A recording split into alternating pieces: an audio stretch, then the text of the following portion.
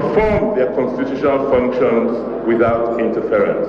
Words fail me in saluting the teeming supporters who displayed courage in the face of threats, intimidation, and brutalization. The collective will of Edo people made it possible for us to triumph over the Fadarism.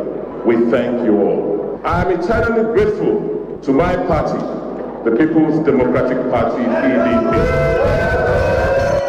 He pledged to remain committed in his second coming with his deputy, Comrade Philip Shaibu. Our success has reinforced my belief that there's nothing we cannot achieve as a people if we pull forces together and collectively call on God for support. In conclusion, I reiterate to all of you today that working with my deputy, the Right Honorable Philip Shaibu, we are committed to make Edo great again. Thank you. Rivers State Governor and Chairman, the People's Democratic Party Governorship Election Campaign Council in Edo State, Governor Nyesom Wike, described the election as a victory for Edo people. Let me first of all thank all the entire people of Edo State for the support they have given to us since the campaign and during the election and after the election yesterday till today. To God be the glory, all their efforts are not in vain. Our governor has been declared on the winner that has nothing called God Fadarism again in Edo politics. Edo people have spoken and Edo people said, look, we cannot tie our faith in one man's hand. Delta State Governor Ifeanyi Okowa, Oyo State Governor Seyi Makinde, former Deputy Governor of Edo State, Chief Mike Ogiadome, former Kogi State Senator Dino Melaye were among many dignitaries on ground to celebrate with the governor. Chinedu Ekeja, KUFM News.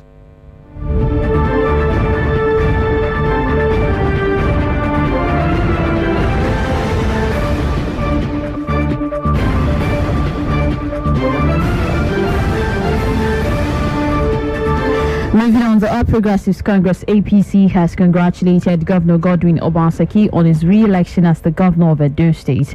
The chairman of the APC National Caretaker Committee, Mai Malabuni, in a statement on Monday said the peaceful conduct of the election and its outcome represents a victory for Nigeria's democracy. He said the party and the president remain committed to free and fair elections to strengthen the foundation of the country's political and moral authority. He commended INEC, security agencies and all political parties that contested the election for the successful conduct of the election. The Yobe State Governor also commended the party's flag bearer, Pastor Sageze Yamu, for his tenacity and leadership, while appreciating the efforts of the immediate past national chairman of the party, Adams Oshomole, and other members for demonstrating unwavering support for the party and its candidate in the election. Governor Buni added that it is time to unite to move the country's democracy forward and put an end to the era when the electoral contest becomes warfare.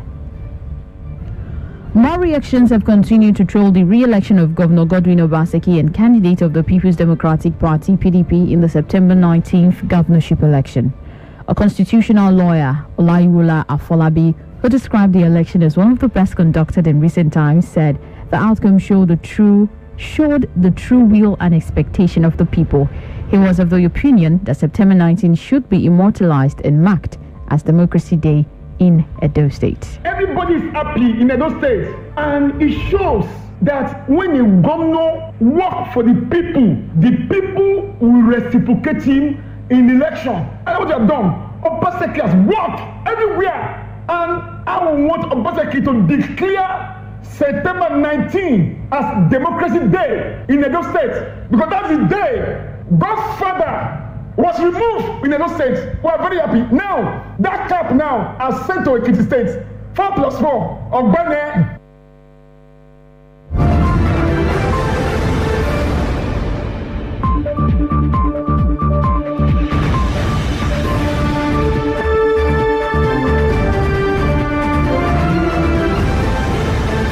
Another lawyer, Bosele Okifo Esquire, said the election was free, fair and credible.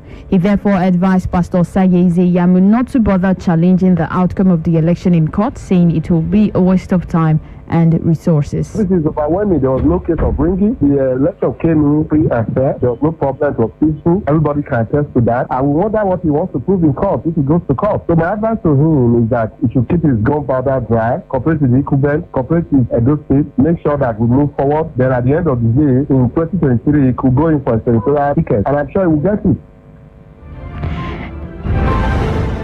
The Nigeria Civil Society Situation Room on Monday commended the Independent National Electoral Commission (INEC) for conducting what it termed a much improved governorship election in Edo State. The Situation Room, which is a coalition of 70 civil society organizations (CSOs) that monitored the gubernatorial election that held in Edo State last Saturday, urged INEC to ensure that the progress made with improvements in its conduct of the election are deepened and sustained during the Ondo State governorship election scheduled for October 10th. The coalition, which issued a statement on report of observers that monitored the Edo governorship election from commencement of polls to the collation of results, further commended the professionalism and conduct of the police and other security agencies deployed for election duty. The Situation Room, however, noted that the menace of vote trading appeared to have worsened, decrying that politicians are increasingly investing monies to buy votes. It urged the National Assembly to urgently proceed with legislative action to ensure the passage of the Electoral Offences Commission Bill that creates a body to enforce respect for election laws. The statement, which was signed by the convener of Nigeria Civil Society Situation Room, Clement Nwankwo, said the administration of the Edo State governorship election appears to have been a marked improvement on recent previous governorship elections. And now to Delta State, where the state government has sanctioned 41 teachers for examination malpractice during the 2019 West African Senior School Certificate Examination, WASC. A statement issued on Monday by the Delta Commissioner for Basic and Secondary Education, Patrick Uka, confirmed the development. According to the Commissioner, the decisions followed the recommendation of the Examination Ethics Disciplinary Committee of the state. Patrick Uka said the principals and examination officers of 13 public secondary schools and one private secondary school indicted for examination malpractice are to be issued with letters of warning to desist from the act of negligence. The state government also approved the reopening of a secondary school which was closed down last year for examination malpractice. However, a warning letter was issued before giving the school a second chance to abide by laid down examination ethics. KUFM News Dawn continues right after this break. Please stay with us.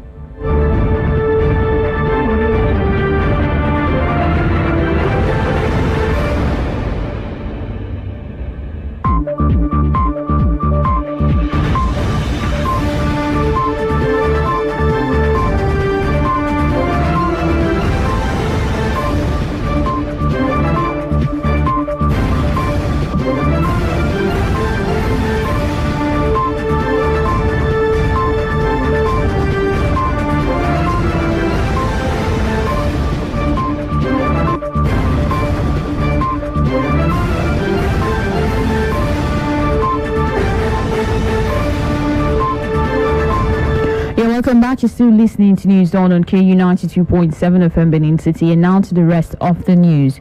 The Accident Investigation Bureau on Monday released the preliminary report of the accident involving a Bell 206B helicopter operated by Coram Aviation Limited, which crashed into residential buildings in Okwebi area of Lagos on 28th of August 2020. According to the AIB report, the helicopter had no fuel left in the fuel tanks after the crash, though the reports indicated that the chopper was fitted with a long-range extender fuel system. It, however, did not have capacity for fuel jettison. The agency said the chopper, which took off from Port Harcourt at 9:20 a.m., estimated to land in Lagos after 2 hours 40 minutes, crashed into residential building at 12:14 p.m. The report indicated that though the chopper was stopped to full tank capacity on August the 27th, 2020, it failed to make it to Lagos Airport a minute before the estimated time. The report also indicated that the pilot's last medical examination was valid till 6th of August 2020. The report also indicated that the pilot's last proficiency check was valid till 24th August 2020.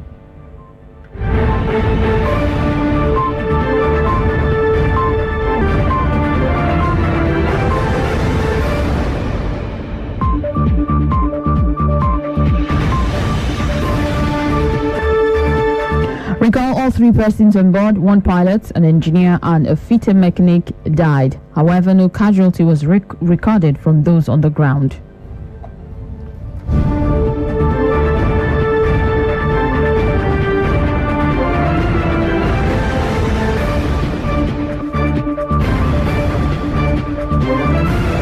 And now to the health sector. Nigeria has recorded 195 fresh cases of COVID-19 in the past 24 hours.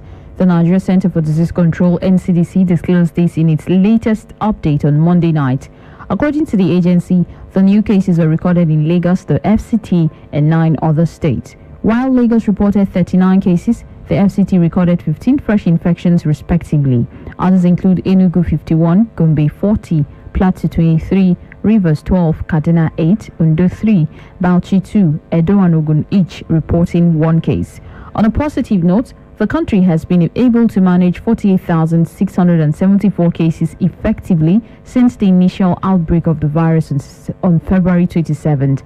Unfortunately, over 1,000 persons have died from the virus. And meanwhile, the Presidential Task Force on COVID-19 has disbursed 1 billion naira each to 32 states in the country amid the pandemic. PTF coordinator Dr. Sani Aliyu announced the disbursement of the sum on Monday during a briefing in Abuja, the nation's capital.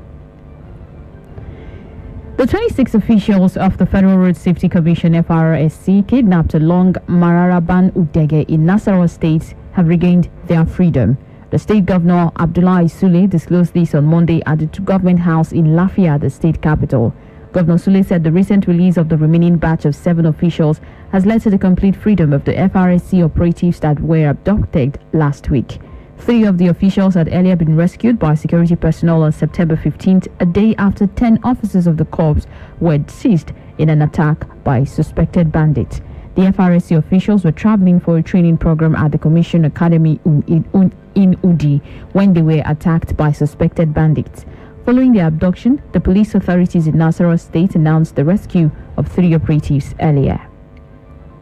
Coming up in a moment on our business news, petrol scarcity looms as NATO begins strike today. Charles Operum has more on our business desk this morning. 1,000, 2,000, 3,000, 1 million, 2 million, 3 million, 600 billion, and the last kobo. Oh yes, we follow the money. It's all about the business and the business of business. The gains and the losses. The bulls and bears. The rise and falls. The risk and the satisfaction of seeing the last kobo rise to millions. On KUFM's Business News, the simple and complex jargons of business just make sense. Get the trending news on the morning market, forecasts, investment opportunities, policy changes, and other breakout information on the ever-busy world of business. KU Business News, Monday to Friday on our news dawn, 6:30 to 7 a.m. Welcome to business.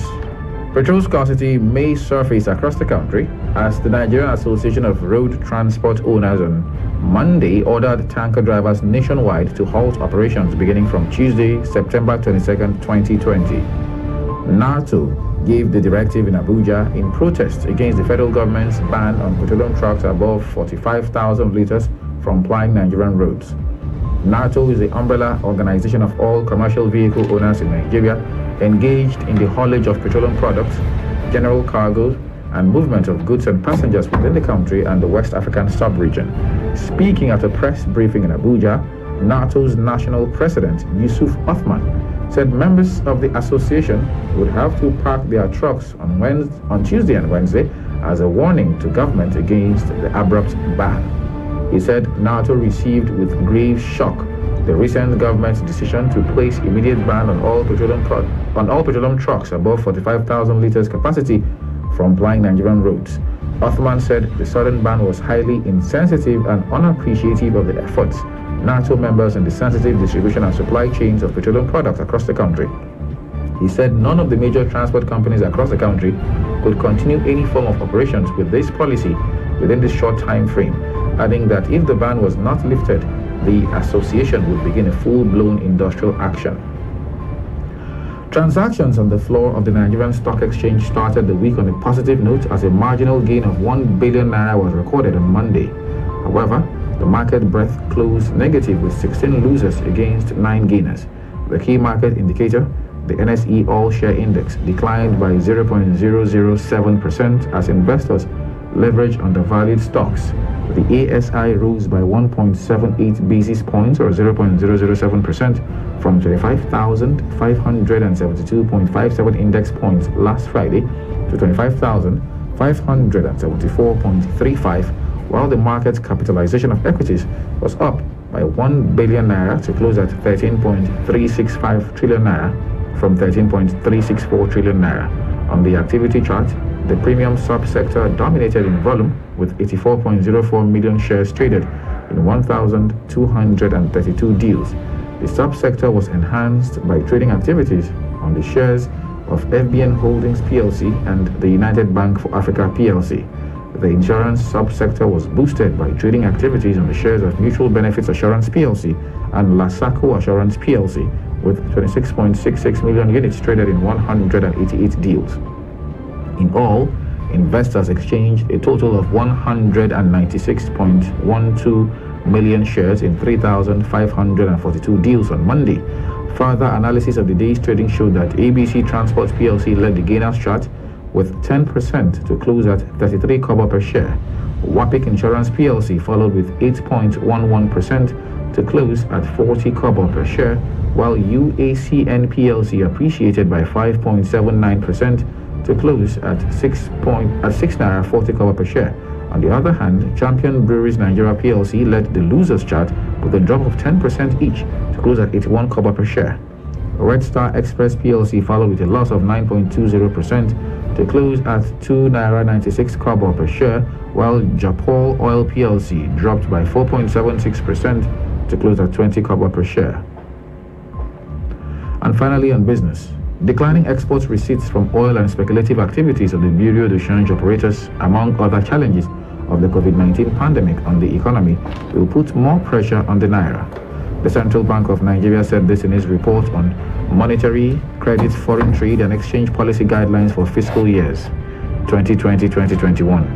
The value of the naira plunged further as it exchanged at 465 naira to the dollar on the parallel markets on Monday, after it exchanged at 460 naira to the dollar on Thursday.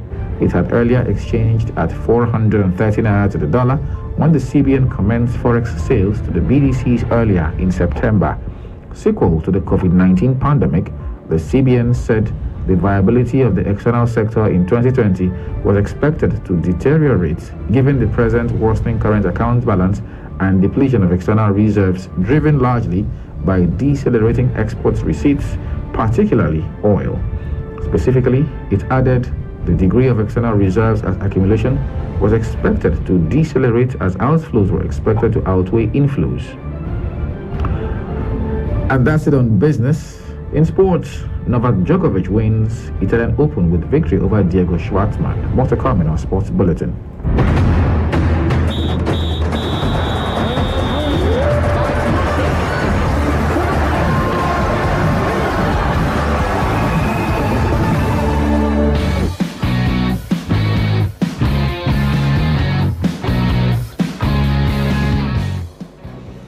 Novak Djokovic claimed the record 36th Masters crown on Monday, beating Argentine Diego Schwartzman in the final of the Italian Open.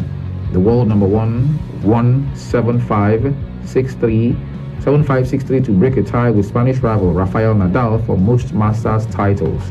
For Djokovic, it was a fifth title in the warm-up clay court tournament for next week's French Open. The Serb, playing in his first tournament since being disqualified from this month's US Open, won 7-5, 6-3 in the final to ensure he goes into next week's French Open on a high. Djokovic, 33, drew level with 9-time Rome winner Rafael Nadal last month on the all-time list of Masters winners with his Western and Southern Open title. 9-time Rome winner Nadal, the defending champion, fell in the quarterfinals to 8th seed Schwartzman. Elsewhere, Manchester City held off a second-half Wolves fight back to begin their quest to regain the Premier League title with a win at Molineux. City did the damage in a superb first half as Professional Footballers Association Player of the Year Kevin De Bruyne and Phil Foden, playing for the first time since being sent home from England duty in disgrace, both found the net. At that stage, it seemed the case of how many the visitors would get, with Foden and Raheem Sterling both going close and Wolves keeper Rui Patricio making 2 decent saves. However, City ran out of steam after the break. Daniel Podence twice went close for the hosts and Kyle Walker hacked the scuffed Ruben Neves shot off the line before Raul Jimenez, scorer of 27 goals last season, netted for the second time in 12 minutes from time.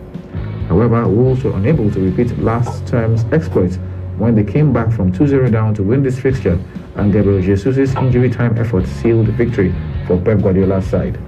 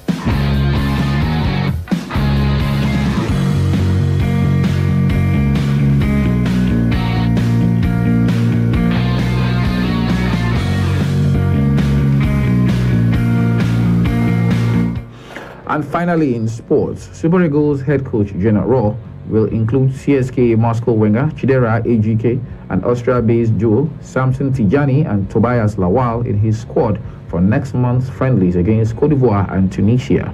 Ejike was one of the key stars in the Dutch league last season.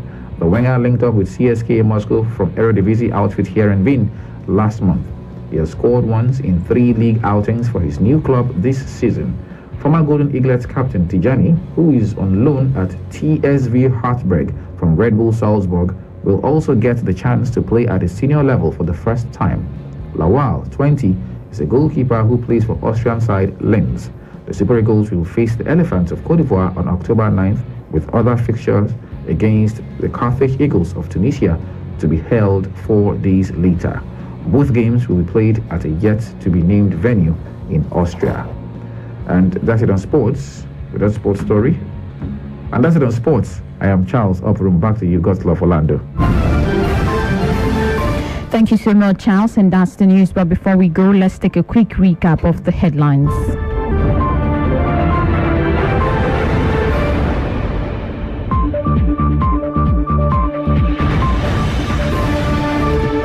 APC congratulates Governor Godwin Obaseki on his re-election. 70 CSOs Lord INEC police over conduct of Edo governorship poll. And finally, on News Dawn this morning, Delta government demotes 41 teachers for examination malpractice. Please do remember that the continued unity of Nigeria is a collective responsibility. Be sure to play your parts. KUFM News Dawn was produced by Libedum Asagwaram. I am God's Love Orlando, saying thanks for listening and good morning.